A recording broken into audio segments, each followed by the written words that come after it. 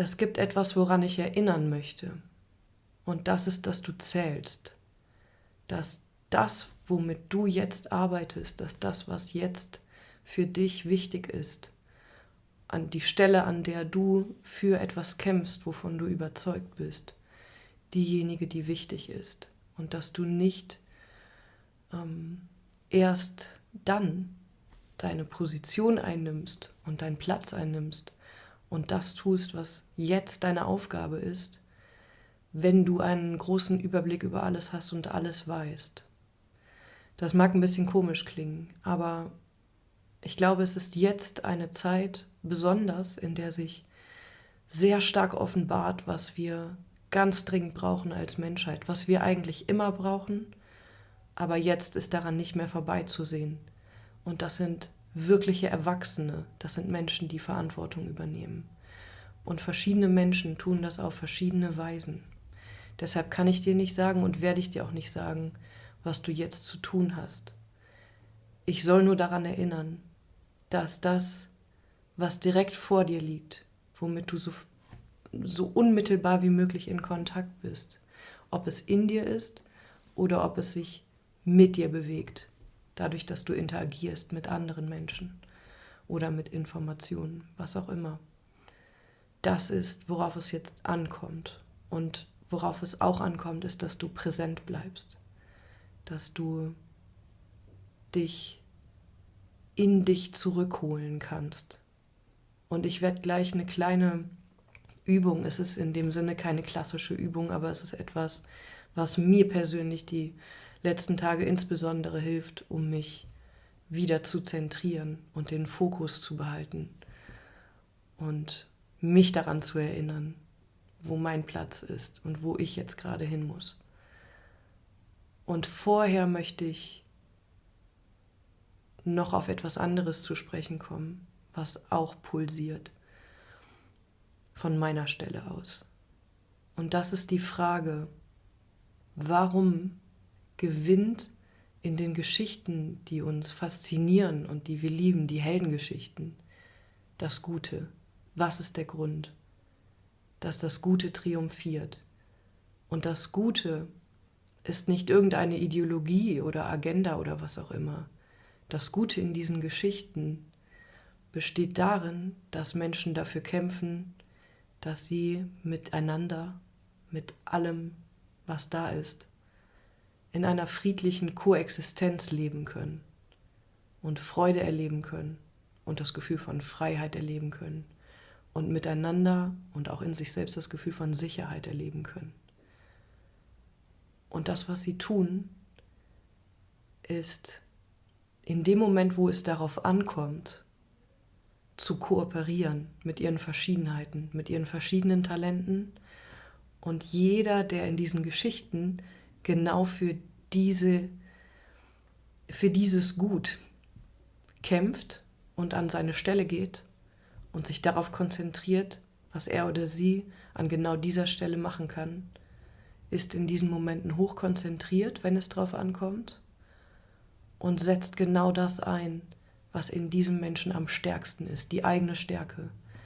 Und wie auf magische Weise verbinden sich diese Stärken zu etwas, das keine Taktik ist, das keine feste Strategie hat, sondern das sich genau in diesem Zusammenwirken, das keiner bestimmen muss, organisiert, wie von selbst. Und man könnte das Freundschaft nennen. Das ist das, wo die Heldengeschichten, die so lange überdauern und die eben viele Menschen bewegen, glaube ich, ihren Punkt an diesen Stellen machen. Freundschaft in diesem Sinne bedeutet zusammenwirken und nicht einander irgendwie übertrumpfen wollen, nicht für den Status kämpfen, sondern für eine Sache, für die sich Menschen in diesem Augenblick verbinden und für etwas, das weit über einen selbst hinausgeht.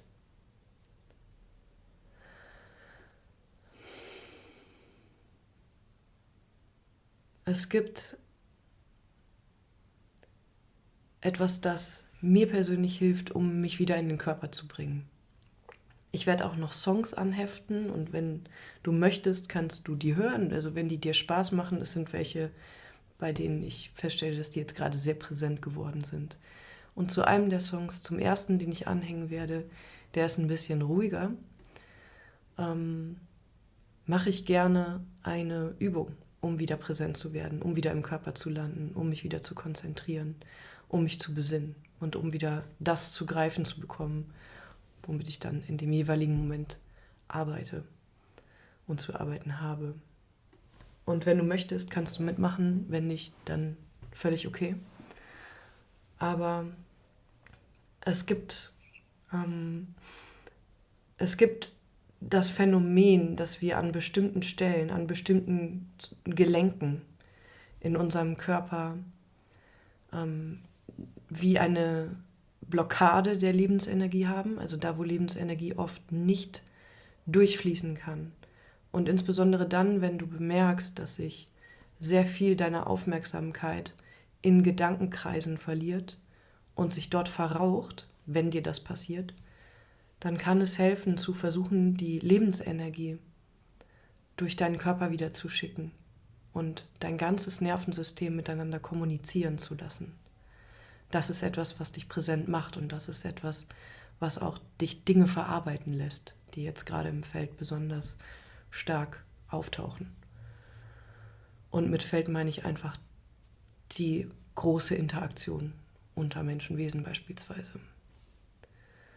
Und diese Stellen, wo häufig wie etwas nicht durchkommt, was wir ganz häufig auch gar nicht richtig spüren, aber wo unsere Koordination, unsere innere Koordination und manchmal auch die äußere häufig unterbrochen ist, sind die Hüftgelenke und die Schultern. Und das sorgt dann dafür, dass wir so einfallen und dass wir merken, dass wir versuchen, Sicherheit und Stabilität im Äußeren zu finden und da irgendetwas gespiegelt zu bekommen. Und um das ein bisschen zu öffnen, um sich daran zu erinnern, kannst du versuchen, wenn du möchtest, dich hinzusetzen oder hinzustellen. Das geht auch in der Waagerechte, aber jetzt gerade sitze ich, deswegen zeige ich das so.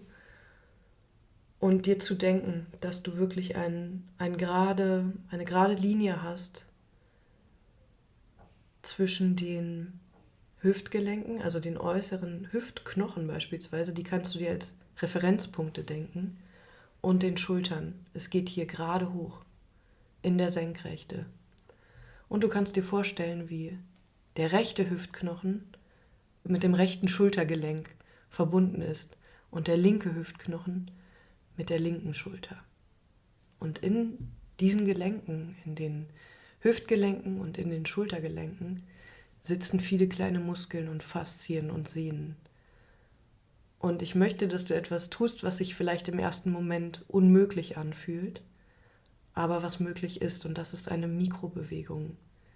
Das ist mit dem Bewusstsein zu versuchen, diese Gelenke von innen zu bewegen.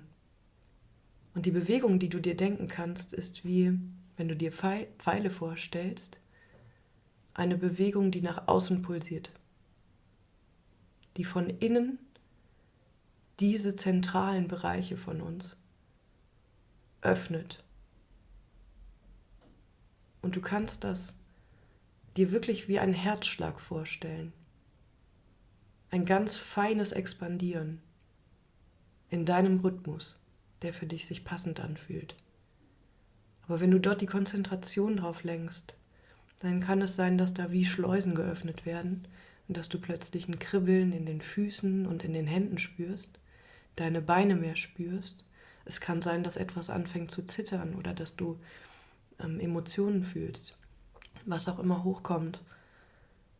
Du öffnest etwas und die Lebensenergie kann sich wieder etwas freier bewegen. Das kannst du dir wie bei einem Gewässer vorstellen, wo du Tore öffnest. Und indem du dich auf diese innere Kraft fokussierst, hast du Kontakt zu dem, was in dir passiert.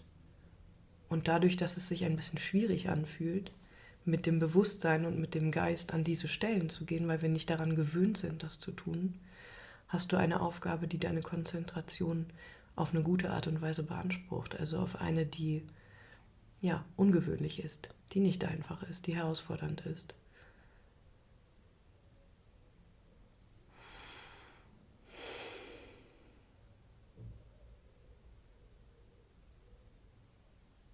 Du kannst beobachten, was es mit deiner Atmung macht. Du kannst, wenn du möchtest, beobachten, was es mit der Art macht, wie sich Gedanken in dir formulieren oder ob sie es vielleicht auch einfach mal nicht tun. Wie gesagt, ich werde dir nicht sagen, was du tun sollst. Ich werde dir nicht sagen, womit du dich beschäftigen oder nicht beschäftigen sollst. Aber der Moment ist da, dass du, was du tust, präsent tust, dass du anwesend bist. Und dass du dein inneres Wissen, dein spürendes Wissen aktivierst.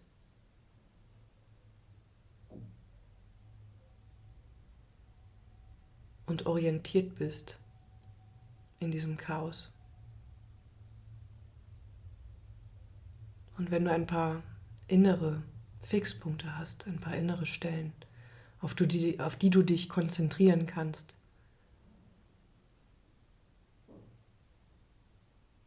dann kann es sein, dass sich Bereiche öffnen, in denen du merkst, wo der Mut sitzt, wo deine Intelligenz sitzt und wo sie lang fließt, womit sie sich verbindet.